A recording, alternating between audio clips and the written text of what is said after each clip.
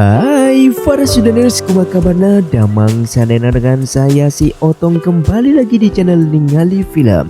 Pada episode kali ini kita akan membahas alur cerita dari film pengangkatan para dewa untuk bagian yang kelima. Dan tidak usah berlama-lama lagi, mari kita mulai ceritanya.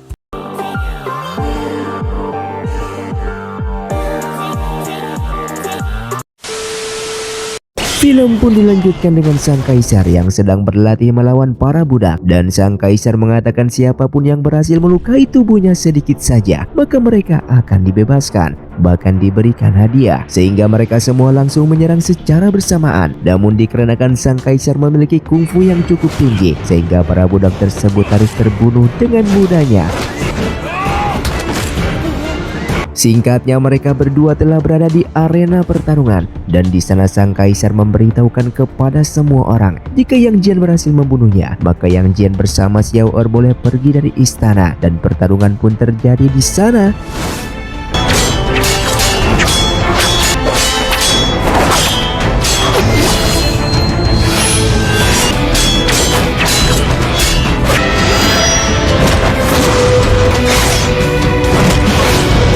Namun di dalam pertarungan tersebut, Yang Jian bukanlah lawan bagi sang kaisar, sehingga Yang Jian pun harus kalah dan akan dibunuh olehnya. Kemudian di sana Yang Jian mengatakan kepada Xiao Er jika ia meminta maaf karena tidak berhasil menyelamatkannya. Dan di saat Yang Jian akan dibunuh, tiba-tiba angin besar pun menyerang mereka semua, yang ternyata itu merupakan tindakan dari Jiang Zia yang akan menyelamatkan Yang Jian. Dengan menggunakan batu gioknya, ia pun akan kembali ke dunia dewa. Namun batu giok tersebut hanya bisa membawa satu orang saja, sehingga ia diberikan kepada Yang Jian agar dia bisa selamat. Dikarenakan ulahnya tersebut, sang kaisar pun memerintahkan pasukannya untuk memasukkan Jiang Zia ke dalam penjara dan menghukum mati Xiao Er. Kemudian Daji menghampirinya dengan meminta sang kaisar untuk tidak melakukan hal itu, dikarenakan pertarungannya dengan Yang Jian masih belum selesai dan Xiao Er belum bisa dihukum mati, yang pada akhirnya kaisar pun tidak jadi membunuhnya. Di tempat lain terlihat Yang Jian saat ini berada di dunia dewa. Ia pun dihajar habis-habisan oleh Yun karena ulahnya tersebut. Saat ini Jiang Zia dalam bahaya, dan satu-satunya jalan untuk Jiang Zia bisa kembali ke dunia dewa saat ini telah dipakai oleh Yang Jian. Namun seketika kaisar dewa memanggil mereka untuk segera menghadap. Terlihat Yang Jian berada di istana para dewa. Dengan mengetahui jika kaisar dewa merupakan guru Jiang Zia, dengan segera ia pun hormat kepadanya. Akan tetapi kaisar dewa langsung menghukumnya dan dikurung di sebuah tempat, dikarenakan kehadirannya bisa membuat kehancuran 3 alam jika kekuatan tersebut disalahgunakan olehnya. Sementara Jiang Zia saat ini dikurung di dalam penjara, namun ia dengan mudahnya menghancurkan kunci penjara tersebut. Di saat akan keluar, ada sebuah portal yang menghalanginya, dan ternyata itu merupakan ular dari Gong yang sangat murka kepadanya, dikarenakan telah mengirim Yang Jian ke dunia dewa, yang dimana hal tersebut merusak rencananya saat ini. Dikarenakan Yang Jian sudah tidak berada di istana, Daji tidak perlu khawatir lagi untuk melanjutkan misi balas dendamnya. Ia pun meminta Jusi untuk membantunya merusak isi pikiran sang kaisar dan memfitnah permaisuri Feihun agar tersingkir dari istana. Ia pun membutuhkan seseorang untuk menjadi budaknya agar semua misinya bisa berjalan dengan sempurna. Semenjak kejadian sebelumnya membuat saat ini Daji berubah sikap menjadi jahat. Di sisi lain, Fei Zong mendapatkan surat dari Daji yang ingin bertemu dengannya. Ia pun menjadi sangat senang dikarenakan ia tahu Daji ingin bekerja sama dengannya. Yang ternyata di saat bertemu, Daji sudah mengetahui kalau kehancuran klan Jizou miliknya beserta kematian kedua orang tuanya itu semuanya akibat ulah dari Fei Zong. Ia bisa saja memaafkannya, namun dengan satu syarat, Fei Zong harus menjadi anak buahnya dan harus melakukan segala perintahnya. Tak lama kemudian Daji membuat semua pelayannya tewas seketika akibat telah mendengarkan semua percakapan mereka, dan hal itu membuat Fei Zong sangatlah terkejut melihatnya, yang membuatnya sangat takut kepada Daji. Setelah ia pergi, Zusi pun langsung keluar, yang ternyata semua itu hanyalah ilusi belaka, dan beberapa pelayan tadi hanya sekelompok karung jerami yang bertujuan supaya Fei Zong takut kepadanya. Sementara saat ini sang kaisar tak sengaja melihat Daji sedang bersama Yang Jian, yang di saat itu mereka berdua pun akan kabur dari istana. Namun ternyata semuanya itu hanyalah mimpi, dan orang yang membuat mimpi tersebut adalah Jushi untuk menghancurkan pikiran sang kaisar. Dan singkatnya, di malam harinya akibat dari mimpi tersebut, sang kaisar pun tidak ingin jauh dari Daji dan harus tetap berada di dekatnya, yang secara diam-diam Daji membuat sang kaisar mabuk berat. Dengan bersamaan di dunia dewa, terlihat Yang Jian terus memohon agar diturunkan kembali ke bumi, dikarenakan dia tak mungkin bisa berada di sana terlalu lama. Kaisar dewa akhirnya mengeluarkannya dari dunia dewa dan menurunkannya kembali ke bumi. Baru saja turun ke bumi, ia tiba-tiba disegel oleh Gong yang ternyata sudah menunggu kedatangannya, yang membuatnya tidak bisa kemana-mana. Sementara di istana, terlihat sang kaisar yang tertidur pulas. Dengan segera Daji pun mencuri plakat kerajaan di dalam lemari. Setelah itu ia pun memberikan plakat tersebut kepada Fei Zong, dan Fei Zong segera memberikan kepada seorang pria yang sudah ia sewa sebelumnya. Di tempat lain, terlihat Lan bersama ibunya menemukan botol kendi milik Yang Xia, dan di dalamnya terdapat arak yang sangatlah harum. Bahkan dituangkan ke dalam kendi besar air tersebut tidak habis-habis. Dengan bersamaan Daji mengajak kaisar untuk turun ke kota sambil jalan-jalan melihat pemandangan, yang dimana semuanya ini memang sudah direncanakan oleh Daji bersama Fei Zong. Sesaat mereka semua mencium bau arak yang begitu harum, sehingga mereka pun ke tempat kedai tersebut dan meminum arak itu di sana bersama pengawalnya. Di sana sang kaisar bersama pengawalnya merasa bahagia dikarenakan baru kali ini ia meminum arak seenak itu. Namun tiba-tiba Lan bersama ibunya menjadi kaget dikarenakan kendi ajaib itu sudah tidak bisa mengeluarkan arak lagi, dan saat ini hanya tersisa satu kendi arak. Dan tak lama kemudian datanglah seorang pria yang sudah disewa oleh Fei Zong sebelumnya, dan pria itu juga memesan arak di kedai tersebut, sehingga ia pun berebut arak dengan sang kaisar. Namun tiba-tiba pria tersebut seketika akan membunuh sang kaisar, akan tetapi ia dikalahkan begitu mudahnya dan ditangkap oleh pasukan yang berjaga. Di saat kembali ke istana, sang kaisar merasa heran dikarenakan kepergiannya sebelumnya tidak diketahui oleh orang lain dan hanya beberapa orang saja yang tahu.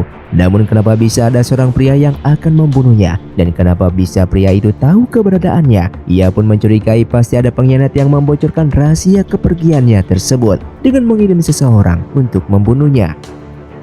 Sementara di tempat lain, terlihat Gong yang terus memfitnah Jiang Xia dengan mengatakan kalau Jiang Xia sebenarnya ingin membunuh Yang Jian. Alasan kenapa Jiang Xia tidak ingin melatihnya dikarenakan sebenarnya dia ingin merebut mata langitnya tersebut. Dan seketika Gong memberikan sedikit kekuatannya untuk mengaktifkan mata langit milik Yang Jian, dikarenakan dengan begitu Yang Jian akan bisa menjadi jauh lebih kuat. Di istana, terlihat pria yang ingin membunuh sang kaisar itu pun diinterogasi di sana, dan pria itu pun mengaku kalau ia berasal dari klan Jizhou yang telah dihancurkan oleh sang kaisar. Saat ini ia ingin menuntut balas dendam dan ingin sekali membunuhnya. Sedangkan pasukan kerajaan saat ini menggeledah isi rumah pria tersebut dan menemukan sebuah barang. Kemudian Tuan Wu Cheng bertanya kepada pria itu kalau memang pria itu berasal dari klan Jizhou, maka ia ingin mengetahui apakah dia mengenal Tuan Su yang merupakan pemimpin dari klan Jizhou. Pria itu pun menjawab kalau ia mengetahuinya dikarenakan ia merupakan seorang jenderal di klan Jizhou. Kemudian Tuan Wu Cheng kembali bertanya tanggal berapakah Tuan Su lahir, sehingga pria itu pun menjawabnya dengan salah, dan Tuan Wu Cheng menuduhnya sudah berbohong, sehingga ia memastikan kepada sang kaisar kalau pria ini berbohong dan bukan dari klan Jizhou. Kemudian barang milik pria itu pun dibawa ke istana untuk diserahkan kepada sang kaisar, dan terlihat isi tas itu terdapat batu giok dan plakat milik permaisuri Fei Hun. Dan pada akhirnya pria itu pun mengaku kalau ia disuruh oleh permaisuri Fei Hun untuk membunuh sang kaisar. Mendengar hal tersebut, semua menteri di sana tidak percaya atas ucapannya itu dan meminta sang kaisar untuk tidak usah mempercayai perkataan pria tersebut. Namun dikarenakan semua bukti sudah berada di sana, sang kaisar pun memerintahkan pasukannya untuk segera memanggil permaisuri Fei Hun ke sana. Akan tetapi belum sempat dipanggil seketika permaisuri Fei Hun sudah lebih dulu datang ke sana.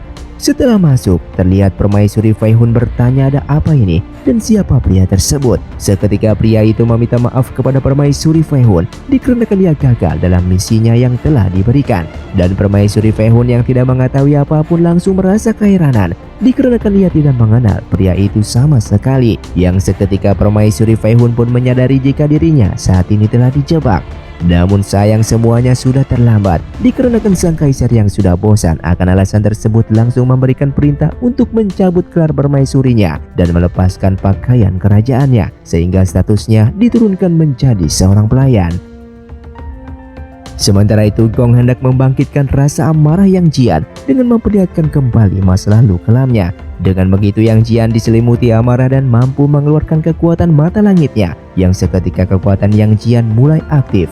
Setelah itu, Gong mengatakan kepadanya jika Jiang Xia bukanlah orang baik, dikarenakan dia berencana membunuh Yang Jian dan mencuri kekuatannya tersebut. Dengan diselimuti rasa marah dan dendam, seketika Yang Jian membenci Jiang Xia dan mengakui kalau Gong merupakan gurunya saat ini. Sementara itu, Jiang Xia akhirnya ditarik oleh Kaisar Dewa untuk kembali ke dunia dewa. Di sana Kaisar Dewa memberikan perintah untuk membunuh Yang Jian, yang tentu saja Jiang Xia menolaknya dan ia tak mampu untuk melakukan tugas tersebut. Oleh karena itu, sang Kaisar Dewa akan turun ke bumi untuk membunuh Yang Jian. Dan mendengar hal itu, Jiang Xia meminta satu kali kesempatan untuk membuat Yang Jian sadar kembali, yang dimana Gong saat ini sedang membangkitkan mata langit di tubuh Yang Jian. Tak lama kemudian ia pun tersadar dari mimpinya dan ia mengetahui itu bukanlah mimpi belaka. Portal yang menghalanginya di sana juga telah dihilangkan oleh sang Kaisar Dewa dan terlihat pedang Xuan Yuan tergeletak di tanah. Di tempat lain terlihat Fei Hun yang berada di kamar dipanggil oleh sang kaisar untuk segera keluar. Di sana sang kaisar memintanya untuk segera mengakui kesalahannya. Dikarenakan sudah beberapa hari ini Fei Hun tidak mengaku kalau semuanya ini merupakan ulah dari seseorang yang hendak memfitnahnya dan dituduh sebagai dalang yang akan membunuh sang kaisar. Sementara saat ini Gong terus mencuci otak Yang Jian supaya membuatnya menjadi marah agar mata langitnya bisa keluar dengan sempurna. Dan Xiao Er yang mencari keberadaannya sesaat mendengarkan suara teriakan dari Yang Jian. Terlihat Xiao Er pun berhasil menemukan Yang Jian. Namun dikarenakan Yang Jian dipenuhi rasa dendam dan kekuatan mata langit telah mengendalikan tubuhnya, seketika Xiao Er di sana bahkan tidak ia kenali sama sekali. Tak lama kemudian Jiang Xia datang ke sana dan mencoba menyadarkannya. Namun justru Yang Jian balik menyerang. Dikarenakan dari perkataan Gong sebelumnya kalau Jiang Xia berusaha membunuhnya. Karena tidak ada pilihan lain, Jiang Xia menggunakan pedang Xuan Yuannya dan mengorbankan jiwanya untuk mensucikan kekuatan mata langit. Sesaat roh milik Jiang Xia mendekatinya sambil mengatakan terdapat dua jenis kekuatan milik Yang Jian, yaitu mata langit yang membuatnya menjadi kuat namun menjadi jahat. Yang kedua adalah mata cahaya bulan yang membuatnya menjadi kuat dan tidak menjadi jahat. Yang saat itu Jiang Xia menginginkan Yang Jian tidak terpengaruh oleh dendam miliknya, dikarenakan bukan hanya dirinya yang akan hancur, namun di tiga alam di semua semesta ini akan hancur. Setelah itu Yang Jian pun terjatuh dan kembali tersadar, dan sementara Gong diambil kembali oleh sang Kaisar Dewa. Singkatnya, Yang Jian yang sebelumnya pingsan saat ini kembali sadar dan ia menyadari kalau Jiang Xia yang merupakan gurunya tersebut telah tiada. Mereka berdua pun sangatlah bersedih, terutama Yang Jian, dikarenakan atas tindakannya itulah membuat gurunya tersebut menjadi tewas. Sehingga dari kejauhan Lan yang mencari keberadaan mereka tak sengaja mendengarkan semuanya itu, yang membuatnya tidak percaya kalau ayahnya telah tiada dan terbunuh akibat Yang Jian. Kemudian ia pun kembali sambil menangis dan memberikan informasi tersebut kepada sang ibu. Sementara itu Yin Jiao mendapati ibunya saat ini telah buta. Ia pun menjadi sangatlah dendam kepada sang kaisar. Namun sang ibu memintanya untuk jangan melawan ayahnya tersebut, dikarenakan ia tak ingin Yin Jiao juga ikut terluka. Di saat Yang Jian kembali pulang ke rumah, di sana Lan menuduh Yang Jian sebagai pelaku yang telah membunuh ayahnya. Namun Xiao Er mencoba menjelaskan kalau semuanya ini ulah dari Gong yang telah mengaktifkan mata langit milik Yang Jian. Namun tetap saja Lan tidak peduli. Kemudian Yang Jian meminta maaf di hadapan Lan bersama ibunya dan meminta mereka untuk membunuhnya saja sebagai penembusan dosa. Singkatnya, terlihat Lan melihat ibunya seperti orang gila dan tidak mempercayai kalau suaminya itu telah tiada. Ia pun mencuci pakaian Jiang Xia dan yakin suaminya akan kembali lagi suatu saat nanti. Dan Lan berusaha untuk menyadarkan ibunya tersebut agar mengikhlaskan kepergian sang ayah. Sementara di istana, terlihat Xiao Er dipanggil oleh Fei Hun dengan memintanya menjaga Yin Jiao yang merupakan anaknya tersebut, dikarenakan di malam hari nanti ia akan berkorban nyawa untuk persembahan melindungi kerajaan Sang. Dan singkatnya di malam harinya, ia pun menuju persembahan nyawa dan diantar oleh Xiao Er, yang mana upacara penyerahan nyawa tersebut agar kerajaan Shang akan baik-baik saja dari kehancuran. Tak lama kemudian sang kaisar datang ke sana dan ia sangat terkejut melihat semuanya ini. Terlihat para peramal mencoba menghentikan sang kaisar, namun sang kaisar membunuhnya tanpa belas kasihan. Dikarenakan sang kaisar tak ingin Fei Hun mengorbankan nyawanya, ia pun mengatakan kalau ia berjanji akan mencabut semua tuduhan saat ini dan mengembalikan statusnya sebagai permaisuri kerajaan asalkan Fei Hun tidak melakukan semuanya tersebut. Namun tetap saja Fei Hun menolaknya dengan mengatakan kalau saat ini ia difitnah dan ia tidak pernah merencanakan pembunuhan sang kaisar. Ia pun melakukan semuanya ini untuk memberikan persembahan kepada para leluhur supaya kerajaan Shang tetap selamat dari kehancuran. Kemudian Yin Zhao datang ke sana dengan memohon kepada ibunya agar tidak mengorbankannya, dikarenakan ia tak ingin kehilangan sang ibu. Namun semuanya terlambat, terlihat sang ibu berjalan di atas kobaran api. Singkatnya, esok hari pun tiba atas meninggalnya Fei Hun. Saat ini sang kaisar memerintahkan untuk memanggil keempat klan kerajaan untuk datang ke istana dengan bertujuan untuk memperingati kematian sang permaisuri Fei Hun. Terlihat salah satu klan kerajaan bagian barat dipimpin oleh seseorang yang bernama Tuan Ji, yang merupakan pemimpin sekaligus kaisar kerajaan Zhou di wilayah barat. Ia pun hendak memenuhi panggilan tersebut dikarenakan bagaimanapun juga keempat kerajaan klan saat ini tunduk atas perintah kaisar kerajaan Shang. Sementara di dunia dewa, Kaisar Dewa masih belum rela kalau Jiang Xia tewas begitu saja. Ia pun menggunakan seluruh kemampuannya untuk melanggar takdir untuk menghidupkan kembali roh milik Jiang Xia. Dan akhirnya Jiang Xia hidup kembali, namun saat ini hanya berbentuk roh, dan apabila mau jiwanya kembali, ia harus dipukul menggunakan sapu miliknya sebanyak 49 kali, maka otomatis jiwanya akan kembali.